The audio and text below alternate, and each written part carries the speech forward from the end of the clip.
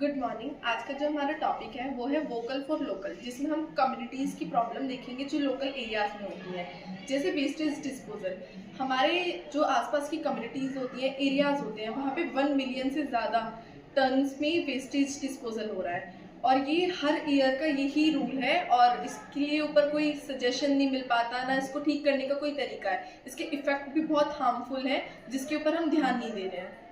हम अपने आसपास देख सकते हैं जो भी पब्लिक प्लेस है या पब्लिक ट्रांसपोर्ट की जगह है, जैसे रेलवे स्टेशन या बस स्टेशन पर इतना ज़्यादा कूड़ा होता है। हम कुछ भी नेचुरल चीज़ देखें, जैसे गार्डन हो गया या नदियाँ हो गई, वो इतनी ज़्यादा पॉल्यूटेड है इस समय, जो ह्यूमन्स के लिए और एनिमल्स के लिए बहुत ज़्यादा हार्मफुल है। जो उसके आसपास रहते हैं प्लांट्स और एनिमल्स के लिए भी बहुत हार्मफुल है। तो उसको बहुत जल्द से जल्द हमको सुधार करने की ये नीड है। ये सब जो लोग हैं इधर उधर कचरा फेंकते हो, वो ये सब क्यों करते हैं? क्योंकि लोगों के बीच में सिविक अवेयरनेस नहीं है। लोगों को नहीं पता है कि अगर हम इधर उधर कचरा फेंकेंगे तो उससे हमें हम हमारे लिए वो हार्मफुल कितने हो रहे हैं। उसके लिए अगर हम चाहें तो सोल्यूशंस निकाल सकते हैं, प्रोग्राम्स वगैरह या एनजीओस वगैरह ला सकते हैं। इस चीज़ से बहुत सारे पोल्यूशन क्रिएट होते हैं, जैसे एयर पोल्यूशन, वाटर पोल्यूशन, जो इंडस्ट्री का सारा वेस्ट है वो सारा वाटर में जाता है। सॉइल पोल्यूशन, जिसमें एग्रीकल्चर में भी प्रॉब्लम्स आती हैं।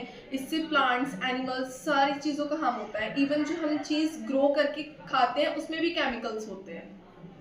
अब जैसे इसकी कुछ इफ़ेक्ट्स है, जैसे हेल्थ जैसे हम लोग गार्बेज को इधर फेंक देते हैं, उसके ऊपर मच्छर आते हैं और फिर उससे हेल्थ मतलब डिसीज़ हो जाता है, जैसे डेंगू हो गया, सबको वो हो जाता है। फिर उससे इफ़ेक्ट इन्वायरमेंट पे भी पड़ता है। जो इन्वायरमेंट की जो स्वस्थ होती है वो एकदम ख़राब हो जाती है। नालियों में कचरा फेंकते हैं तो वो बरसात के समय नालियाँ, वो जो कचरा होता है वो उसी के ऊपर तैरता रहता है, उस समय वो रुक जाता है। इसलिए हमें गार्बेज इधर फेंकना चाहिए। उसके लिए हमें जो फेंकते हैं जैसे डिस्पोजल, उसको रिसाइकलिंग करना चाहिए। एक प्रॉपर सोल्यूशन होना चाहिए वेस्टेज डिस्पोजल का, जिसकी वजह से ये कूड़ा ज़्यादा ना फैले और जितनी प्लास्टिक है ये सारी रिसाइकल हो। हमें इस चीज़ के लिए इवेंट्स भी चलाने चाहिए, स्कूल्स में कैंपस लगाने चाहिए, जिसकी वजह से हम लोगों को जागरूक कर सकें और अपने आसपास के लोगों को ये काम होने से रोक सकें। गवर्नमेंट स्ट्रिक्ट लॉज बना सकती है और उनको इम्प्लीमेंट करा सकती है अच्छे तरीके से, जिससे लोग उनका यूज़ करें, जैसे कि वेस्टर्न कंट्रीज़ में फॉलो किया जाता है। वहाँ की कंट्रीज़ इतनी ज़्यादा गंदी नहीं है जितनी हमारी कंट्री हो चुकी है। हम देखें हमारा AQI भी बहुत ज़्यादा हाई हो चुका है, which is very harmful for our lungs and it will cause us a lot of respiratory diseases.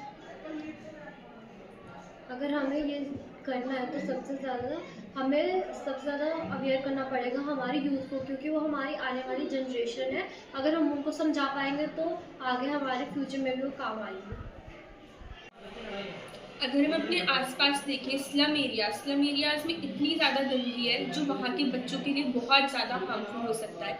पर अगर मैं कंपेयर करूँ, इंडिया का कुछ पार्ट है जो बहुत ज़्यादा क्लीन भी है, जैसे एशिया का क्लीनेस्ट विलेज हम लोगों को मेघालय में देखने को मिलेगा, विच इज़ वेरी क्लीन।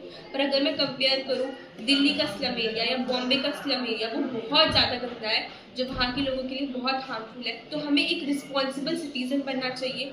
हमें अपनी सारी फंडामेंटल ड्यूटीज़ को यूज़ करना चाहिए, उनको लागू करना चाहिए अपने ऊपर।